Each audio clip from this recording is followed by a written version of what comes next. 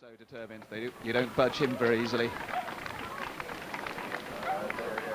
And you now see Vere Phillips as he comes to the keeper's corners, right on the farthest point out of this course, and there's huge crowds all the way around, and he's getting a warm, enthusiastic response everywhere he goes.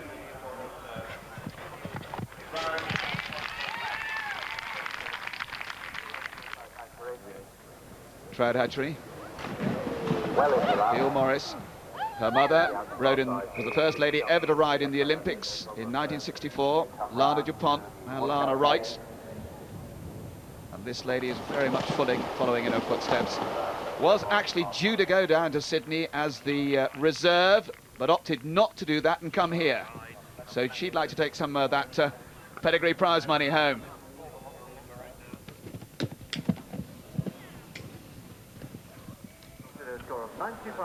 Well, Andrew, very, very competitive.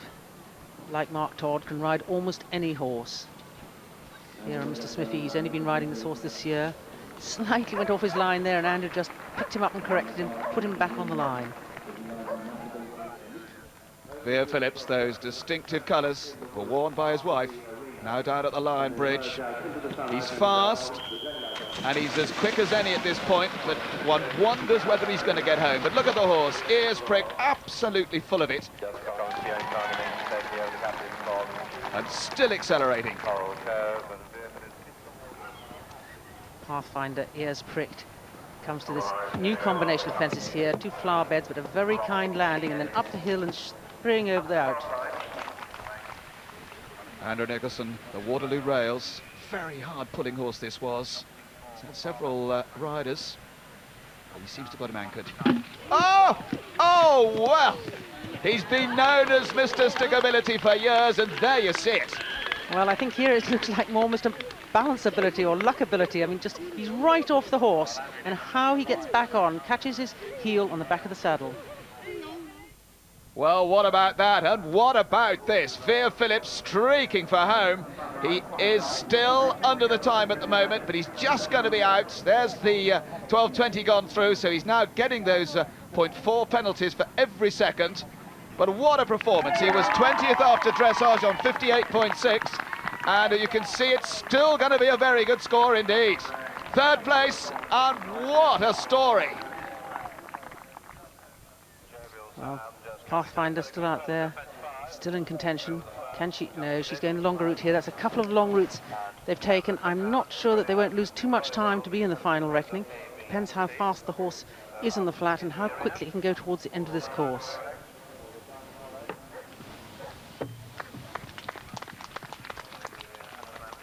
Well, there is the reception. Just listen to it that Vere is getting, and the horse looking really very, very fit for a brilliant round. Well, Andrew, I think happy to be back in the plate. We'll be sitting really tight from now on. The horse just left the whole of its front legs, landing gear, on the first part of that fence, and that's what caused the problem. And so now he wants him to really snap up in front of every fence. Yes, it's one of the great hallmarks of this man. Whatever happens, he can just put it out of his mind. You can see he's ahead of the clock, has been the pattern in the top left-hand corner. And of course, he's on that very, very good dressage score. 46.2. Well, now here's another of the young Americans over here, Darren Cha-Cha, on a horse by Galluvet. Not always associated with eventing, but he's going well. All the staff, they've all been so supportive, and they've stayed with me for Polly, and the whole public has turned up. It's just unreal, the atmosphere. It's fantastic. Well, Andrew, concentration written all over his face.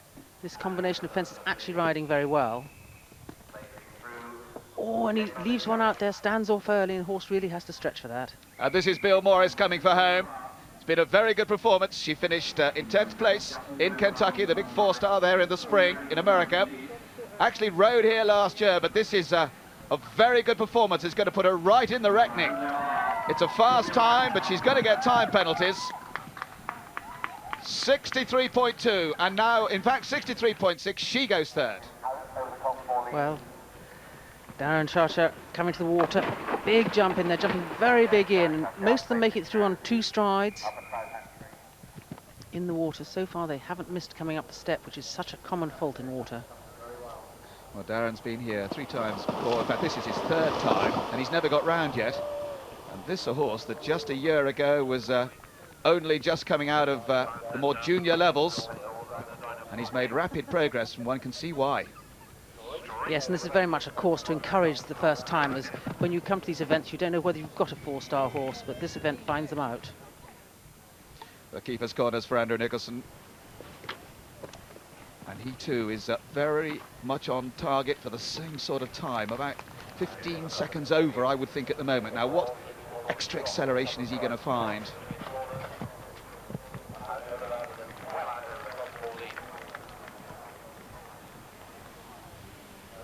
Well, I would think he'll go the quick route at the next fence. I don't think he can afford not to. Not if he's really in contention, and he must know where he is. No, he looks as though he's going the longer route. He is going the longer route. Well, he obviously knows his horse well, and he's obviously made that decision, and he's decided he can make up the time elsewhere. Yes, interesting. By our reckoning, that's a good 10 or 12 seconds he's lost there. And here's another interesting competitor, former William Fox-Pitt. He won on Charker, now with Moonman, the British Open champion at Gatcombe, of course, but a horse that really disappointed by not completing Badminton. So the combination with a real point to prove. Nice to see William with a new top flight horse, though, because lately he's just been without that top horse, and if you don't have it, you can't compete at the top level. So hopefully this will be one for the future for him. Yes, interestingly enough, Mark Todd was saying that he thought this is one man who might sort of take over, if it's ever possible, the Mark Todd mantle. And here is Andrew Nicholson coming down to the Lion Bridge. This is a horse that has been tried by Lucy Wiegersma, Rodney Powell, but has ended up in this man's hands. And it looks to be a very good decision for the owners, Paul Davis and Janet Oliver.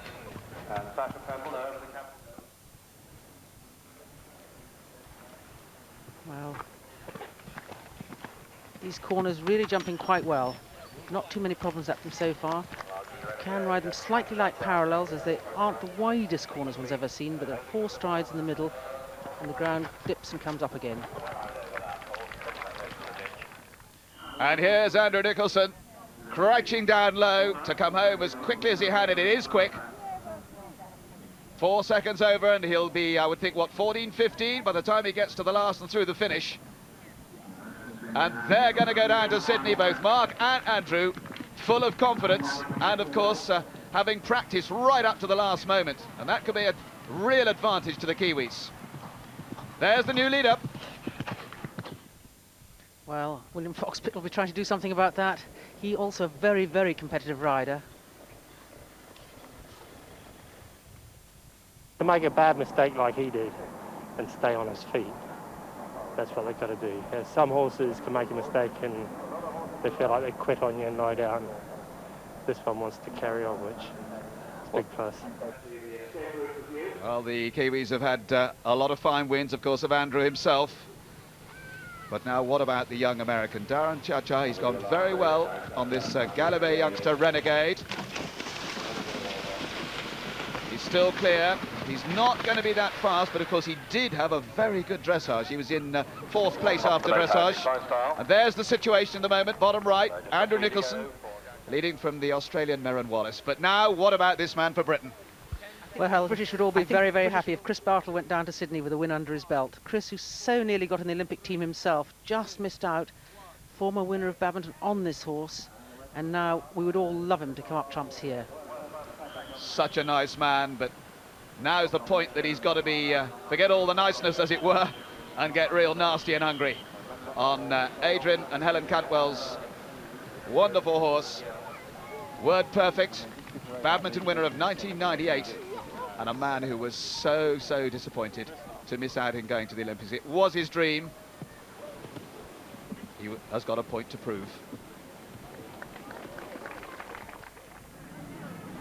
And here's the American, Darren Chacha. The young team are performing well. Remember, Bill Morris already well home in 4th place now. And as you can see, not the quickest, but it's his first attempt out of 3 to get round, and he'll certainly have caught the selector's eyes for future internationals. Darren Chacha and Renegade, 4th place. The international leaderboard looking now quite close and quite interesting. Moonman, the trout hatchery. So far, so good. He seems to be coming up with the answers cleanly and well at the moment. I'm sure he'll be watching his clock the whole way. That cascade fence is really quite noisy, and although there's been little trouble at it, certainly the horses have looked at it. But now what about this bank, Lorna? Well, I think on walking the course, this was one of the most awe-inspiring fences. As you come down into it, it really rises up, and they have very little time to actually decide exactly what they're going to do on top. Well, here's word perfect to the pedigree poser. This was, in fact, where Chris Bartle had a fall when he was in the gold medal team of the Europeans in 1997. Much easier now, I have to say, but probably psychologically be pleased to have it out of the way. Yes, but as Mark Todd said, you know, it might be a bit lighter this course, but it still has to be jumped, and there's still plenty of places you can make mistakes, such as this fence he's coming to. We have seen throughout the day 1 or 2 mistakes made here with people just not getting their line quite right. The horses so much to look at, not seeing where they're going. Chris is in the trot, he didn't see where he was going, word perfect. He answered in the end. Moonman, William Fox-Pitt. Mr Cool is his nickname. Very good rider, certainly from Britain's point of view. We want to find a good horse for him as quickly as possible, and will Moonman be that horse? Well, it's getting very hot at the top. This course riding so well, so the top riders really having to go for the time if they want to make it.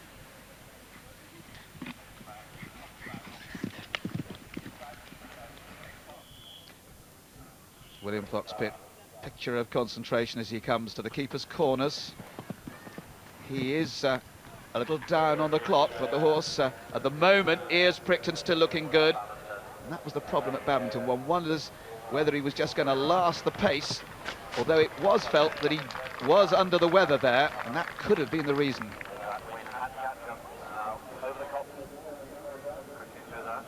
Well, he comes now to this combination, just steadies up, looks for his line. Is he going the straight route? You can see how narrow it is. 1. Yes, he is. Beautifully turned in the air. Just that slight turn back and forward in the air. Well, here's word perfect. Remember, 42.4 was his leading dressage score as he goes. Oh, what an enormous jump into the trout hatchery. But Chris recovered well. I'm always telling Chris he mustn't point to point across country because he used to be a very good point-to-point rider, and I think he's getting back into the point-to-pointing. Let's just hope he sticks tight. Well, he is going to have to go pretty quickly, Lorna, because Andrew Nicholson home in the clubhouse, as it were, on 53.8. And Chris Bartle, word perfect after dressage on 42.4. So he can only afford 11 time faults and no more. Well, William Fox-Pitt comes now to this black, imposing barrel fence. And William's really riding. My goodness, that was unexpected. William obviously sensed it coming, just didn't seem to come to that fence at all. And William felt it, but couldn't get him to react. Well, that's just what he did at Badminton. You see it again. The horse just seems to switch off and says, I just don't want any more. Now, will he get him over it? Because at Badminton he didn't.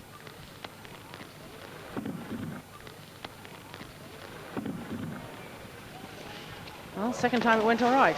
Funny that, because the horse still looks as though he's got plenty of running in him. Ears are pricked, galloping well through the water. Just suddenly switched off. Well, here's a man not switched off.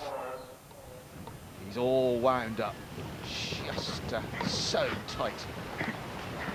Well over those corners, he's going well on the clock. Is he going fast enough? He's got to get home with no more than 11 time faults.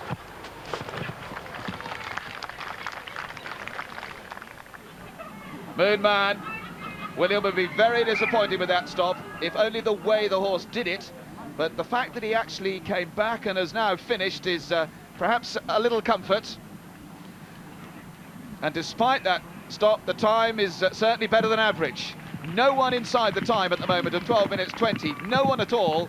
And that's a score of 96.4 penalties with that stop. 19th place for William Fox-Pitt. Well, Chris won't know that, but he'll still be concentrating. This is not the quickest horse, therefore he has to keep going at all times and waste no time going away from the fences or through the air.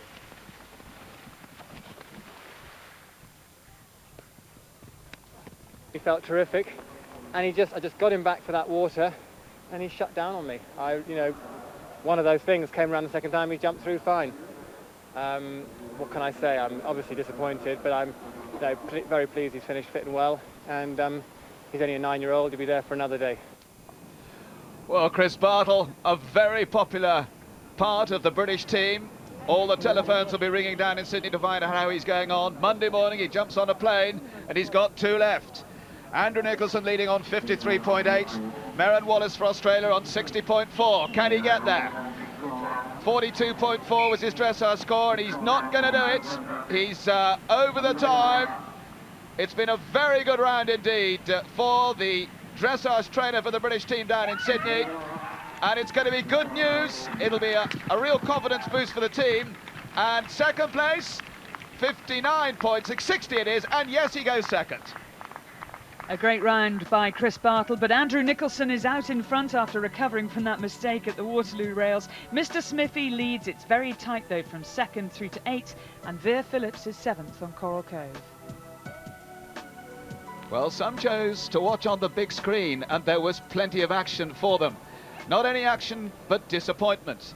The former European champion, winner of Burghley, Bettina Overesh, with her horse Unsung Hero. Her Burghley disappeared at the podiums.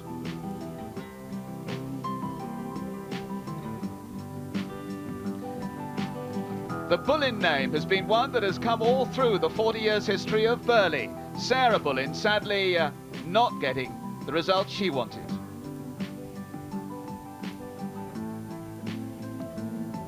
It didn't go all right for the Americans. Aletta Nichols and Mozart at the Waterloo Rails.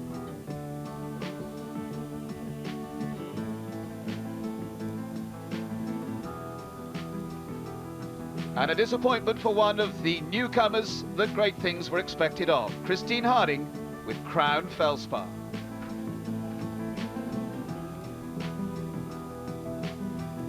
Scotland too had their action, but this man was very quick thinking.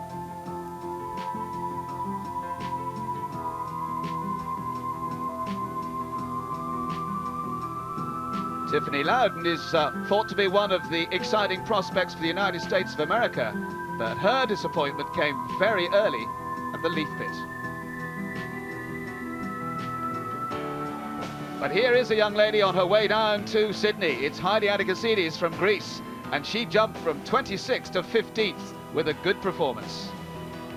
The Swedish star, Anna Hilton, had 2 refusals, the second one here at Capabilities Cutting.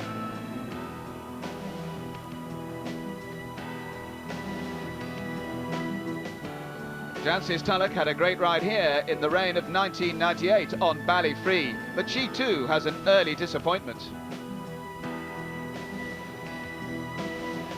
And it wasn't all the horses. Mike Winter and Deltree Regality had a little doggy friend, and he could jump too. Dog agility, part of the fun. Well, back on course now, it's Lucy Wiegersma, the young lady from Cornwall. National Junior and Young Rider champion now. At the end of the course, she's gone very well indeed so far. She's clear and pretty fast on Quinton. Her second Burghley. A young lady who writes for the Western Morning News to help her riding. So one of our favourites from Ireland, Eric Smiley. Irish capture. Great jump there. He's having a great ride so far around this course. A lot of people really be hoping he'll go well. Another one who'd be disappointed at not going to Sydney. Many people feel he did deserve his ticket down under, but it's always up to the selectors. And he too is one who was brave enough to take the straight route through that and really makes it look easy. Yes, a ticket to the Olympic Special, and this young man's brother is down there. This is Graham Law, and of course brother Leslie down in Sydney with sheer H2O, and he's going very well on Plantagenet Rushall. Well, meanwhile, Lucy Wiegersma has flown. She's coming to the end of the course. She's only just gone over that optimum time of 12 minutes 20. And here is one of the young riders who's really grabbed the chance with the stars away to have a share of the limelight. And that, of course, is great for the future of British eventing. Look at that finish. 67.6 in 8th place. That's a very good result for the future. Well, Eric, as always, concentrating.